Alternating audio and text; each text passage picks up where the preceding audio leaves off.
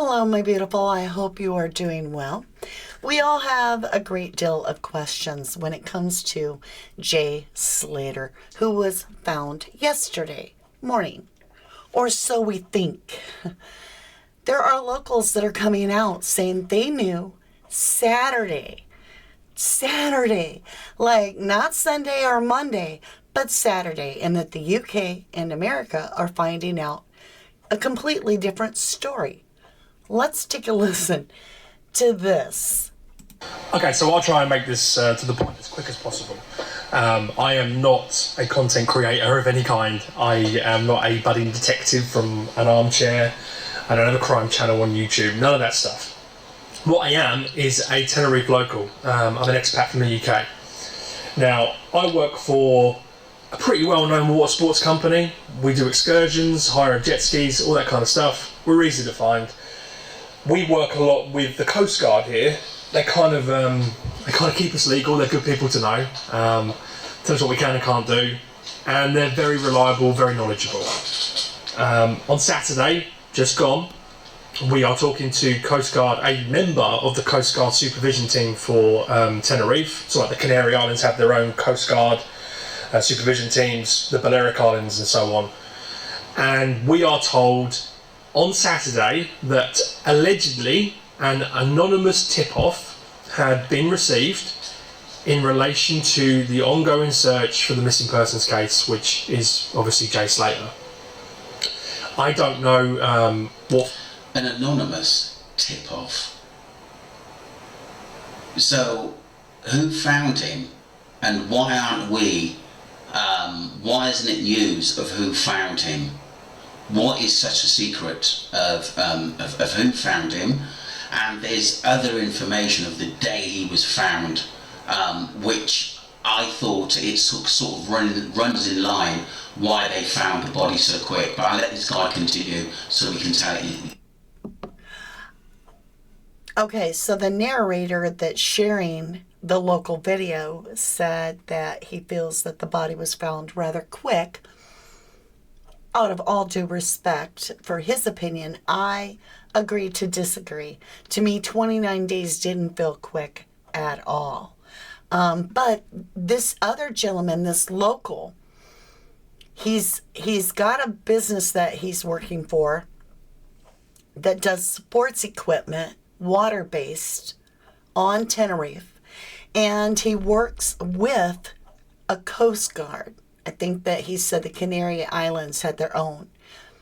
A Coast Guard worker told him that they had received an anonymous tip about the missing person of Jay Slater. All right, let's continue.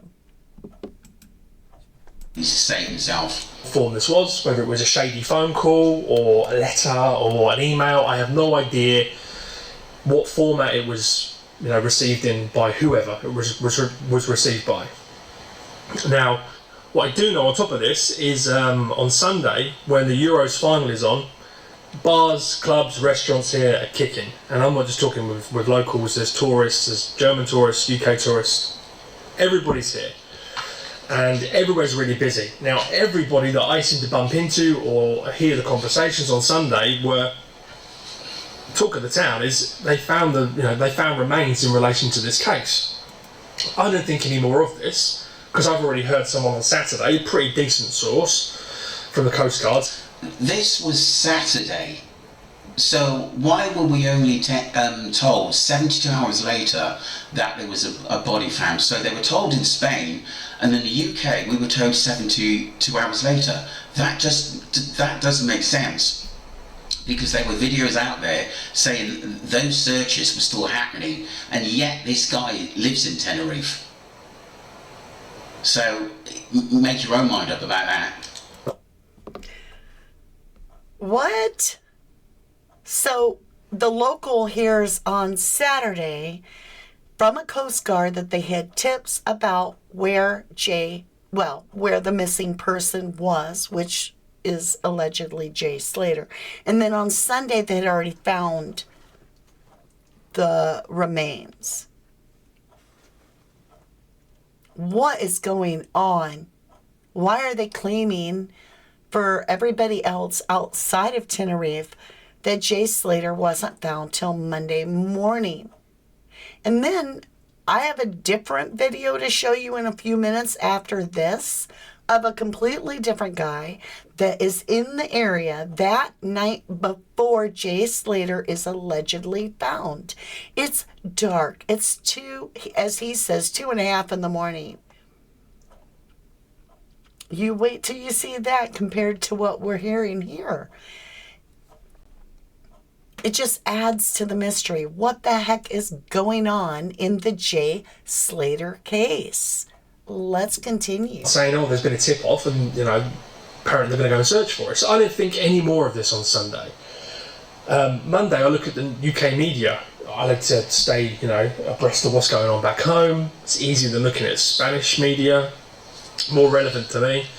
And there's the breaking news from the BBC that they have just found remains, and they, suspected in the area where Jay Slater was last seen, or where his phone last pinged. Now this is a head scratcher to me. So I'm like, well, if we're hearing this locally in Tenerife over the weekend, that there's been this apparent tip-off, this information received, that people who aren't locals on Sunday at a Euros final game are talking about this, it's really strange. Now, what's even weirder is on Saturday, the entire mountain range area near Masca was closed off.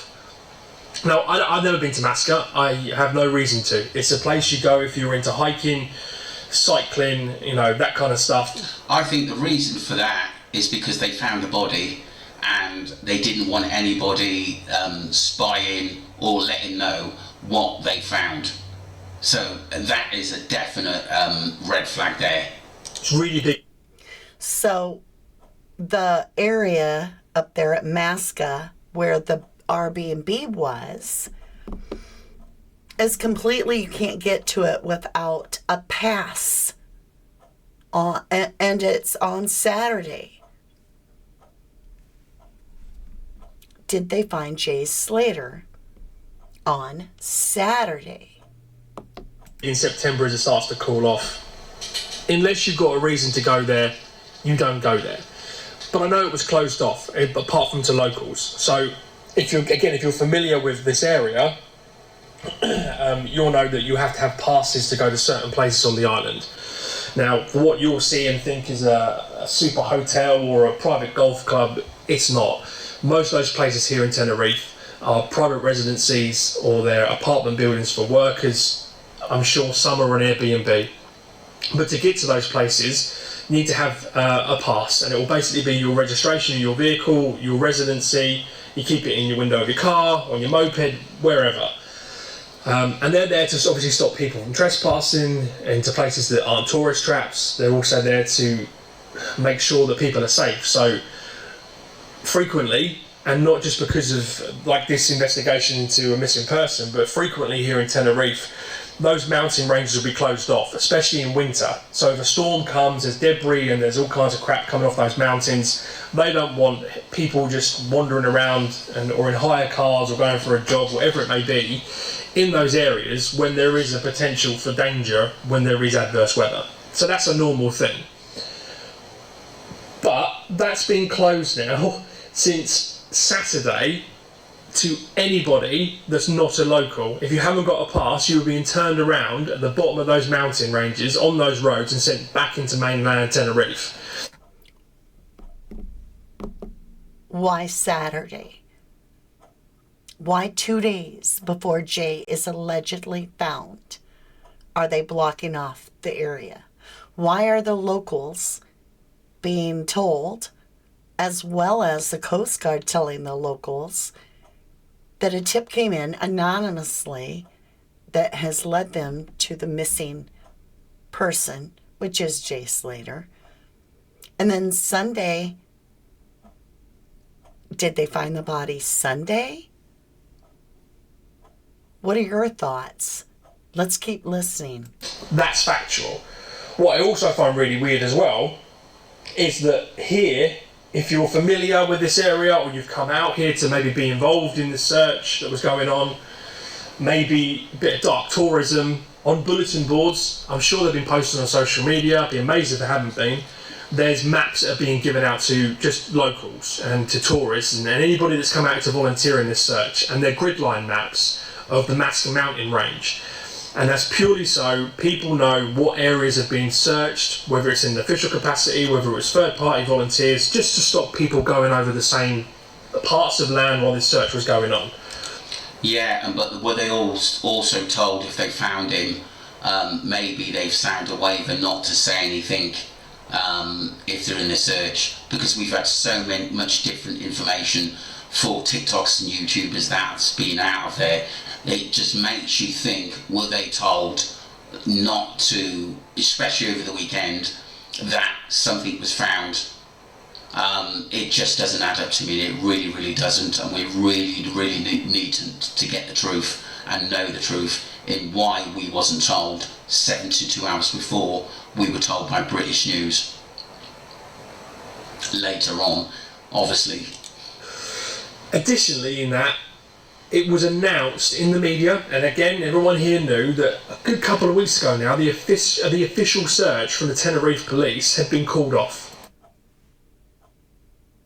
What is going on, you guys? What is going on? Why would they... Okay, let's just get to the other video. If you want to watch this one, it's called Jay Slater Update Tenerife Local Does Not Add Up, all right? And Tenerife Uncovered is that one. Now, this gets weird. Hold on. That is currently going. This comes from a different channel, Joseph's channel. Okay. Let's go back down to here, and we're going to switch over right like that. We'll bring it more in focus. All right. Now, this is... He's going to show us this guy that's been boots on the ground looking for Jay.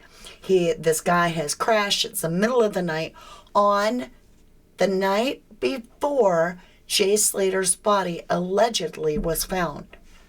Now I'm questioning, is this Friday night and the real find of Jay Slater's body on Saturday, like the locals are saying? Or is this Sunday night before we hear anything about Jay being found in the Americas and UK? I'm so confused. Let's figure this out together.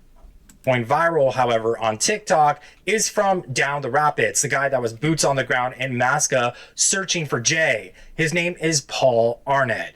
And this video shows a disturbance in the middle of the night before Jay Slater was found. So it's 2:30 in the morning, and normally Masca is absolutely silent. Yeah, I've been woken up, guys.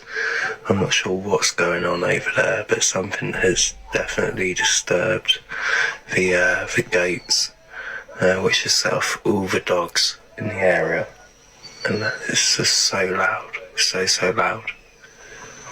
It's that loud it's actually woken me up and got me out of bed. I'm not quite sure what it is.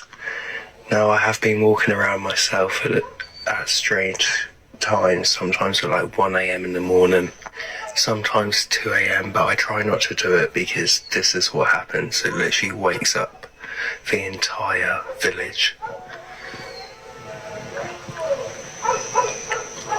It's so noisy, guys.